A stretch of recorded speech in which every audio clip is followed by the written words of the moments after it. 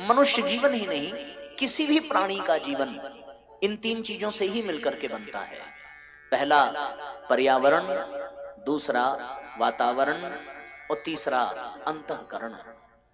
इन तीन चीजों से मिलकर के जीवन पोषित होता है, संचालित होता है। इन तीनों से ही जीवन नियंत्रित होता है। पर्यावरण का भी प्रभाव हमारे जीवन पर पड़ता है, वातावरण का भी प्रभाव हमारे जीवन पर पड़ता है, और साथियों अंतःकरण का भी प्रभाव हमारे जीवन पर पड़ता है। जैसा वातावरण हो, जैसा पर्यावरण हो और जैसा अंतःकरण हो, वैसा हमारा जीवन बनता चला जाता है। अगर पर्यावरण प्रदूषित है तो हमारा जीवन भी सुरक्षित नहीं रह सकता, क्योंकि हमारा जीवन पर्यावरण पर ही निर्भर है। वातावरण विषाक्त है तो फिर उस वातावरण में रहने वाला प्राणी अपने मन मस्तिष्क को संतुलित नहीं रख सकता, क्योंकि उसके ऊपर वातावरण का भी प्रभाव पड़ता है। और अंतःकरण तो जीवन को चलाने वाला ही है। प्रज्ञा पुराण में परम पूज्य गुरुदेव लिखते हैं कि वास्तव में अंतःकरण ही मनुष्य के जीवन को संचालित करता है। अंतःकरणमेवास्ति जीवात्मनः स आश्रयः जन्मांतर कुसंस्काराः क्षेत्रेस्मिन् सिंचितास्तु ये। पूज्य गुरुदेव लिखते हैं पावन प्रज्ञा पुराण के 5वें खंड के दूसरे अध्याय के 15वें श्लोक में, और उनका कथन है कि वास्तव में ये जो मनुष्य जीवन है, ये इस जीवन का आश्रय स्थल मनुष्य की अपनी जीवात्मा का जो आश्रय स्थल है वो अपना अंतःकरण है। अंतःकरण जिसमें जन्म जन्मांतर के संस्कार भरे होते हैं। अगर हे स्तर के संस्कार हैं तो हमारा जीवन हे स्तर का बन जाएगा, और ऊंचे संस्कार हैं, अच्छे संस्कार हैं तो हमारा जीवन अच्छा बन जाएगा। सो अंतःकरण, वातावरण और पर्यावरण, ये तीनों हमारे जीवन को बहुत प्रभावित करते हैं। इन तीनों को संभालने, ठीक करने, सुंदर बनाने का कौशल भगवान ने अगर किसी भी प्राणी को दिया है तो वो केवल और केवल मनुष्यों को ही दिया है। अन्य किसी प्राणी में इतनी सामर्थ्य नहीं है कि वो अपने अंतःकरण को बना सके, वो वातावरण को बना सके, वो पर्यावरण में कुछ काम कर सके। पर मनुष्य एक ऐसा प्राणी है जो जिसका आधिपत्य पर्यावरण पर भी है, वातावरण पर भी है और अपने अंतःकरण पर भी है। एक प्रकार से मनुष्य इन तीनों का मालिक कहा जा सकता है। आज मनुष्य जैसा चाहे वैसा पर्यावरण बना सकता है, आज मनुष्य जैसा चाहे वैसा वातावरण बना सकता है, आज मनुष्य जैसा चाहे वैसा अपना अंतःकरण बना सकता है। ये सौभाग्य हर प्राणी को प्राप्त नहीं है। प्राणी जगत के जितने भी जीव हैं वे सब पर्यावरण में अपना सहयोग देते हैं, इसमें कोई दो राय नहीं है। लेकिन वो पर्यावरण से लाभ बहुत उसमें हस्तक्षेप नहीं कर सकते, वो वातावरण के निर्माण में कोई बहुत बड़ी भूमिका नहीं निभा सकते, क्योंकि समस्त प्राणियों का सिरमौर, समस्त जीवों में सर्वश्रेष्ठ अगर कोई है तो वो मनुष्य है। मनुष्य चाहे तो वो पर्यावरण को बना सकता है, बिगाड़ सकता है। मनुष्य चाहे तो वो वातावरण को बना सकता है, बिगाड़ सकता है। और मनुष्य चाहे तो वो अपने अंतःकरण को श्रेष्ठ भी बना सकता है और निकृष्ट भी बना सकता है। पूरा मनुष्य के ही हाथ में है। और हम सब लोग मनुष्य ही हैं, चाहे वो स्त्री हो, चाहे पुरुष हो, चाहे बालक हो, चाहे बालिका हो, चाहे वृद्ध हो, ये सब लोग मनुष्य ही कहे जाते हैं। हम सब मनुष्य हैं। इसलिए हम सबके सामने इस विषय पर बातचीत करना और भी अधिक आवश्यक हो जाता है। अगर हम लोग किन्हीं पशुओं के समाज में बैठे होते तो क्या पशुओं से ये बातें कही जाती? क्या पशु इन बातों को समझ पाते? उनको इससे कोई मतलब नहीं है कि पर्यावरण कैसा है, वातावरण कैसा है। उनको अगर पर्यावरण से कोई परेशानी हो रही है तो वो बेचारे उसमें कुछ कर भी नहीं सकते, कुछ नहीं कर सकते।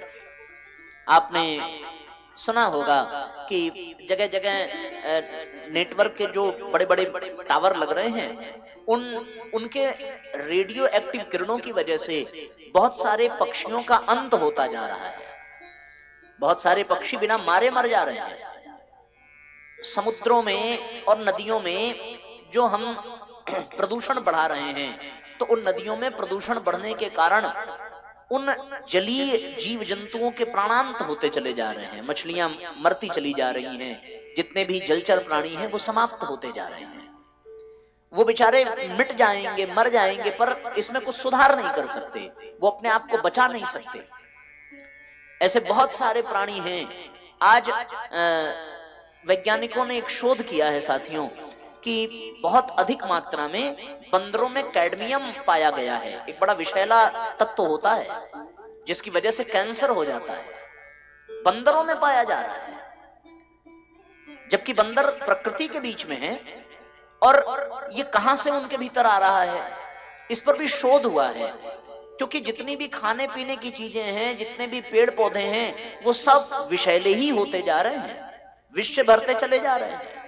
और वो जितने भी प्राणी हैं वो इसके भागीदार हो रहे हैं, वो भोगने के लिए विवश हो रहे हैं। उनके जीवन पर संकट है, और उन्हीं के जीवन पर संकट नहीं है, स्वयं मनुष्य समुदाय पर भी तो संकट मंडरा रहा है, पर्यावरण का, वातावरण का, अंतःकरण का। और इन तीनों की वजह से मनुष्य अपने जीवन को सुखमय, आनंदमय, मंगलमय बना सकता है, और इन तीनों की ही वजह से मनुष्य अपने जीवन को नारकीय जैसा बना सकता है, नरकतुल्य बना सकता है। इन तीनों पर ही जीवन आधारित है। इसमें से किसी एक को भी नजरअंदाज नहीं किया जा सकता। जितना महत्व मनुष्य जीवन में उसके अंतःकरण का है, उतना ही महत्व उसके लिए वातावरण का है, और उतना ही महत्व उसके लिए पर्यावरण का है। सो ये तीन स्तंभ हैं मनुष्य जीवन के। हम सब लोग आज तक ये सोचते रहे कि जीवन जीने के लिए तीन चीजें चाहिए, रोटी, कपड़ा, मकान, पर वास्तव में ये तो बहुत तुच्छ चीजें हैं। इनके बिना भी कदाचित जीवन संभव है, लेकिन पर्यावरण, वातावरण और अंतःकरण के बिना जीवन संभव नहीं है। इसमें कोई एक चीज भी अगर हमें न मिले तो फिर ये जीवन संभव नहीं है। जीवन के ये तीन आयाम हैं, और मनुष्य जीवन को महानता की ओर ले जाने के लिए, आनंद की ओर ले जाने के लिए, सुख शांति की ओर ले जाने के लिए ये तीनों चीजों पर बहुत काम करने की आवश्यकता है। और कर सकता है तो केवल और केवल मनुष्य ही कर सकता है, क्योंकि मनुष्य के पास वो शक्ति, वो सामर्थ्य है कि वो पर्यावरण को भी बदल सकता है, वो वातावरण को भी बदल सकता है, वो अंतःकरण में भी परिवर्तन ला सकता है। पर साथियों, ये बड़े दुर्भाग्य की बात है कि ये अधिकार भगवान ने केवल मनुष्य को दिया, और मनुष्य ने इस अधिकार का सदुपयोग किया या दुरुपयोग किया, इसका प्रमाण हम सबके सामने है। अगर मनुष्य ने सदुपयोग किया होता तो आज हम लोगों को पर्यावरण के विषय में सोचने की आवश्यकता ना होती। अगर मनुष्य ने सदुपयोग किया होता तो फिर आज वातावरण के लिए विचार करने की आवश्यकता ना होती। और अगर मनुष्य वास्तव में सदुपयोग कर सका होता तो फिर आज हम लोग अंतःकरण पर विचार बिल्कुल न करते। पर यह दुर्भाग्य है मनुष्य समुदाय का और इस जगत का कि मनुष्य ने अपने पुरुषार्थ, अपनी प्रतिभा का दुरुपयोग किया, और उस दुरुपयोग का दुष्परिणाम यह निकला कि पर्यावरण प्रदूषित होता चला गया, वातावरण विकृत होता चला गया, और अंतःकरण कलुषित होता चला गया। ये तीनों ही जीवन के आधार थे, और तीनों को ही मनुष्य ने अपने कुकृत्य के कारण, अपनी कुचेष्टाओं के कारण, अपने स्वार्थ के कारण, अपनी तुच्छ स्वार्थ बुद्धि के कारण उसने पर्यावरण को भी कुचलने का प्रयास किया, उसने वातावरण को भी विभत्स बनाने का प्रयास किया है। न केवल किया है बल्कि प्रयास निरंतर चल रहे हैं।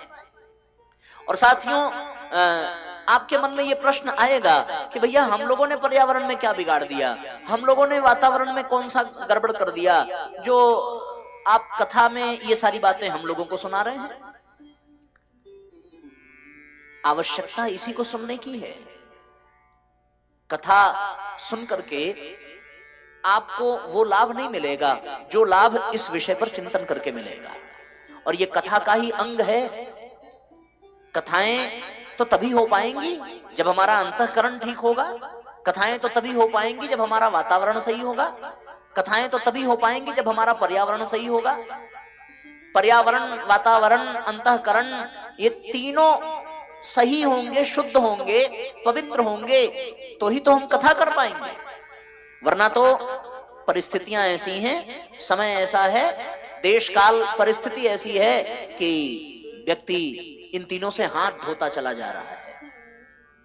उसके अंतःकरण में देवत्व की जगह असुरता व्याप्त होती जा रही है। वातावरण में श्रेष्ठता नहीं, निकृष्टता दिखाई पड़ती है, गिरावट दिखाई पड़ रही है। और पर्यावरण के लिए तो सारा देश ही नहीं, सारा विश्व चिंतित है। ये वैश्विक समस्या है पर्यावरण की। इसलिए साथियों, हमें इन बिंदुओं पर विचार करने की आवश्यकता है। अगर हम अपने जीवन को सुंदर बनाना चाहते हैं, अगर हम अपने जीवन को शानदार बनाना चाहते हैं, तो हमें इन विषयों पर विचार करना चाहिए। आप गहराई से चिंतन करके देखिए। अगर इन विषयों की ओर हम आपका ध्यान आकृष्ट करें तो आप भी एक बार सोचने पर विवश हो जाएंगे कि हम लोगों ने शायद अपना उत्तरदायित्व ईमानदारी से निभाया नहीं, न पर्यावरण के प्रति, न वातावरण के प्रति, और न ही हमने अपने अंतःकरण पर काम किया। हम जहां गए, जैसे गए, जिस परिस्थिति में गए, वहां उसी के गुलाम बन करके रह गए। हमने अपना कोई विशेष योगदान दिया नहीं। हम मनुष्य थे, मनुष्य योनि में थे, हमें अधिकार था अपनी प्रतिभा का उपयोग करके वातावरण, पर्यावरण और अंतःकरण को ठीक करने का, पर हम वो कर ना सके। तो इसलिए कल स्थिति बहुत ज्यादा बिगड़ जाए, उससे पहले आज इन बिंदुओं पर चिंतन करने की आवश्यकता है। इन बिंदुओं पर चिंतन करके कुछ नया संकल्प लेने की आवश्यकता है, कुछ विचार करने की आवश्यकता है। हम जहां हैं, जिस अवस्था में हैं, वहां रह करके हम पर्यावरण के लिए क्या कर सकते हैं, हम वातावरण के लिए क्या कर सकते हैं, हम अंतःकरण के लिए क्या कर सकते हैं, इस पर विचार करने की आवश्यकता है। लोग कथाओं में आते हैं और कथाओं में आकर के व्यासपीठ को प्रणाम करते हैं, साधु संतों को प्रणाम करते हैं और अपने बच्चों के सुख की, उज्जवल भविष्य की कामना करते हैं। प्रायः सबके मन में यह धारणा होती है कि हमारे बच्चों का भविष्य उज्जवल हो, हमारा वंश आगे बढ़े। पर क्या बच्चों को पैदा कर देना मात्र ही आपकी जिम्मेदारी है? ये जिम्मेदारी नहीं है कि कल जब वो बच्चे पैदा हो तो उनको शुद्ध वायु मिले। ये जिम्मेदारी हमारी नहीं है कि कल जब उनको पीने के लिए जल चाहिए तो फिर उनको हम शुद्ध पेय जल दे सकें। आज समय ऐसा है साथियों कि माँ के स्तनों का दूध भी पूरी तरीके से शुद्ध नहीं रह गया है। इतनी विषाक्तता है पर्यावरण में, वातावरण में, इतना विभत्स रूप बन गया है हमारे वातावरण का। माताएं अपने दूध को भी शुद्ध नहीं रख पा रही हैं, उनमें दवाइयों की रसायन घुल चुके हैं, उनमें दुर्भावनाएं घुल चुकी हैं, उनमें पर्यावरण, वो दूध बनेगा कैसे? अन्न और जल से, और वो अन्न जल पर्यावरण की ही देन है। आज पेस्टिसाइड्स का उपयोग करके, बहुत बड़े बड़े कीटाणुनाशक दवाइयों का उपयोग करके हमने अन्न को दूषित कर दिया, फल को दूषित कर दिया, फूल को दूषित कर दिया। उसमें बहुत सारे विषैले तत्व आज मिलते जा रहे हैं, यूरिया मिलता जा रहा है, उसमें सोडियम मिलता जा रहा है। अनाज भी शुद्ध नहीं रह गया, तो फिर हम अपने वंश को कैसे बचा पाएंगे? वंश के छोड़िए, हम अपने मानवता को ही कहां बचा पाएंगे? तो फिर हम चाहे लाख साधु संतों से अपने बच्चों के उज्जवल भविष्य की कामना करें, उनके स्वस्थ रहने की कामना करें, और अगर हम पर्यावरण को ठीक करने का प्रयास न करें तो फिर कौन से साधु संत का आशीर्वाद लगेगा? आपको जानकर के आश्चर्य होगा, दिल्ली में 13 वर्ष से लेकर के 18 वर्ष के बच्चों की स्थिति ये है कि उनके फेफड़े की दशा 30-30 साल के लोगों के जैसी हो गई है। 2012 में 10 लाख फेफड़े के रोगी 13 और 18 साल के बीच के बच्चे दिल्ली में पाए गए, दिल्ली एनसीआर में। और उसका कारण वैज्ञानिकों ने पता किया तो केवल और केवल वायु प्रदूषण था। वो बच्चे अपने भविष्य को संवारने के लिए दिल्ली गए हैं। सब दिल्ली के निवासी हैं नहीं, कहीं दूर दराज किसी छोटे से गांव से वो बच्चे दिल्ली गए कि हम वहां जाएंगे, पढ़ेंगे, लिखेंगे, हम बड़ी बड़ी कोचिंग क्लासेस में मेहनत करेंगे तो हम आईएएस पीसीएस बन करके निकलेंगे। वो बच्चे गांव के प्राकृतिक सौंदर्य को छोड़ करके वहां गए, वो अपने नदियों को छोड़ करके गए, अपने वृक्षों को छोड़ करके गए, अपना कैरियर बनाने, अपना भविष्य उज्जवल बनाने। पर जब वो लौट करके आए तो उनको मिला क्या? उनके कैरियर में कोई उपलब्धि मिल गई हो सो अलग बात, पर उससे ज्यादा तो उनको परेशानियां मिल गई। कोई सांस का रोगी हो गया, कोई फेफड़े का रोगी हो गया। सिगरेट जो नहीं पी रहा है वो सिगरेट पीने वाले से ज्यादा शिकार बनता जा रहा है। ये चिंता का विषय है और केवल चिंता करके अवसाद में जाने की आवश्यकता नहीं है। अब भी समय है और विशेषकर शहरों के लिए तो यह समय नहीं है, क्योंकि शहर तो औद्योगिकता के, अंधाधुंध के, भौतिकता के और विकास के चरम पर इतना आगे बढ़ चुके हैं कि अब उनके पास न समय है न जगह है कि वो पर्यावरण पर काम कर सकें, वो वातावरण पर काम कर सकें, वो अपने अंतःकरण को सुंदर बना सकें। ये अब शहर वालों से अपेक्षा नहीं की जा सकती। पर साथियों, जब कोई कार्यक्रम हमारा गांव में होता है और जब गांव के सौंदर्य को, गांव के प्रकृति को देख करके मन हर्षित हो जाता है, आनंदित हो जाता है, तो मन से सहज ये भाव निकलता है कि कहीं ऐसा ना हो कि विकास का अभिशाप गांव तक भी पहुंच जाए और गांव शहर बनने के चक्कर में अपने स्वास्थ्य को, अपने सौंदर्य को, अपने वातावरण को, अपने पर्यावरण को कहीं खो ना दे, कहीं नष्ट ना कर दे। हम लोग कल जब स्टेशन से उतरे, रात में आ रहे थे, तो मैं नाम से तो परिचित नहीं हूं, जो हमें अपनी गाड़ी में बिठा करके ले आ रहे थे, उनसे रास्ते भर ये संयोग ही है कि पर्यावरण पर ही रास्ते भर चिंतन चलता रहा। कुछ उन्होंने अपने अनुभव कहे, कुछ हमने अपने अनुभव कहे, और भैया ने भी अपना एक दर्द बताया कि सड़कों के निर्माण के लिए बहुत सारे बड़े बड़े नीम आदि के वृक्षों को बड़ी निर्ममता से काट दिया गया और गांव के लोग हाथ पे हाथ धर करके बैठे रहे। विकास आवश्यक है, सुंदरीकरण आवश्यक है, विकसित होना बहुत आवश्यक है, सुख सुविधाएं बहुत आवश्यक हैं, पर उन सुख सुविधाओं को हम अपने जीवन की बलि पर प्राप्त करना चाहते हैं तो ये हमारी बहुत बड़ी मूर्खता है, ये बहुत बड़ा दुर्भाग्य है।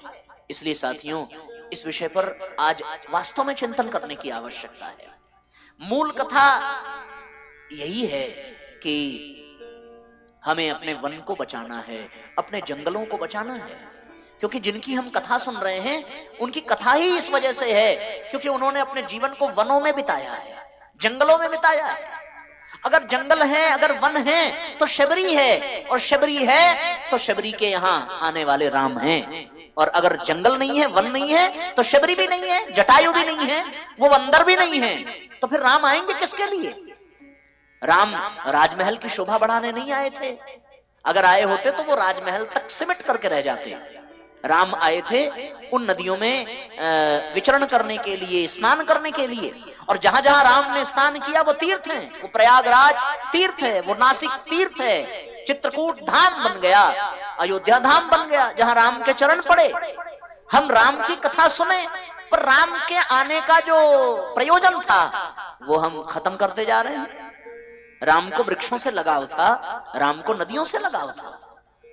राम की आप कथा सुने, राम की कथा महलों में कम है, राम की कथा वनों में ज्यादा है, राम की कथा जंगलों में ज्यादा है, राम की कथा मनुष्यों के साथ कम है, राम की कथा वन में रहने वाले प्राणियों के साथ ज्यादा है। राम के जीवन में शहरीकरण कम है, राम के जीवन में प्रकृति है, राम के जीवन में पर्यावरण है, राम के जीवन में वातावरण है।